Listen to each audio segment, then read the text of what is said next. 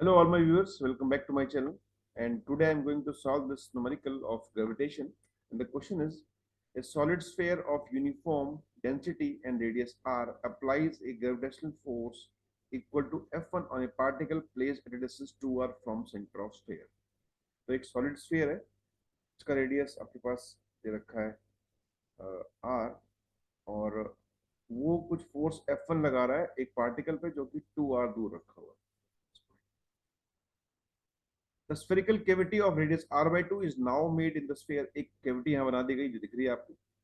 तो ये दूसरी फिगर है, ये फिगर 1 है और ये फिगर 2 है. The sphere with the cavity now applies a force F2 on the sphere particle. अब ये जो cavity वाला sphere है ये फोर्स F2 लगा रहा है, तब रेशियो गिवन है F2 F1 का. हमें K फाइंड करना है. तो पहले हम फाइंड करते हैं कि F1 फोर्स कितनी होगी. F1 की तरफ चलते हैं. जो फोर्स होती है स्फीयर की वजह से, that is equal to simply G m small m into r square. r होता है डिस्टेंस फ्रॉम सेंटर, ये होता है 2r का होल स्क्वायर. तो ये निकल जाएगा G M small M upon 4r square. ये फोर्स निकल जाएगी. अब जब कैविटी बना दी तो अब बदल जाएगा सब कुछ, बिकॉज यहाँ पे कैविटी बन गई है. तो हमें अब क्या करना पड़ेगा, हमें इस पॉइंट पे पहले दोबारा से फील्ड निकालनी पड़ेगी इसकी वजह से, इस बचे हुए की वजह से. तो अभी क्या हो रहा है इसमें कि जब ये पूरा स्फेयर था तो यहाँ पे कुछ ये फोर्स लगा रहा था.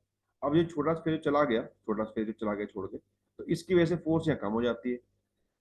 दैट मीन्स कि हम लिख सकते हैं कि जो फोर्स होगा उस पॉइंट ए पे, दैट इज इक्वल टू जो फोर्स कंप्लीट स्फेयर की वजह से होगा जब ये स्फेयर पूरा था, माइनस जो आपने स्फेयर रिमूव किया उसकी वजह से फोर्स माइनस कर दो, बिकॉज अब वहां नहीं है तो उसकी वजह से फोर्स चली गई होगी, तो कुछ कम हुई होगी, तो बचा वही होगा बस. और इसको इसने F2 बोल रखा है. और कंप्लीट केस हम निकाल चुके हैं. This is equal to G M M by 4r square. ये तो F1 ही था. दिस इज कंप्लीट वाला, ये पूरा.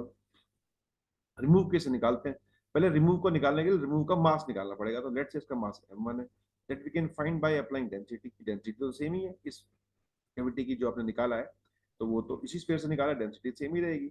तो मास, पूरे का मास m है, पूरे का वॉल्यूम 4/3 पाई आर क्यूब है.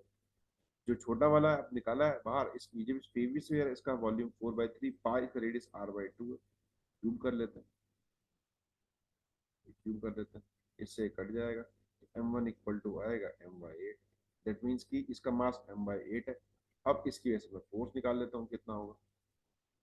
तो इसकी फोर्स रहेगी g आपके पास m/8 इंटू स्मॉल m, इस पॉइंट का जो मास होगा यहाँ पे, अपॉन डिस्टेंस जो है यहाँ से लेकर, वो देख सकते हैं कितना है, सेंटर से लेकर आर होता है, आर होता है डिस्टेंस फ्रॉम सेंटर. तो ये निकाल सकते हैं, ये निकालेंगे तो ये आपके पास आर है और ये r/2 है. This is equal to 3r/2 का होल.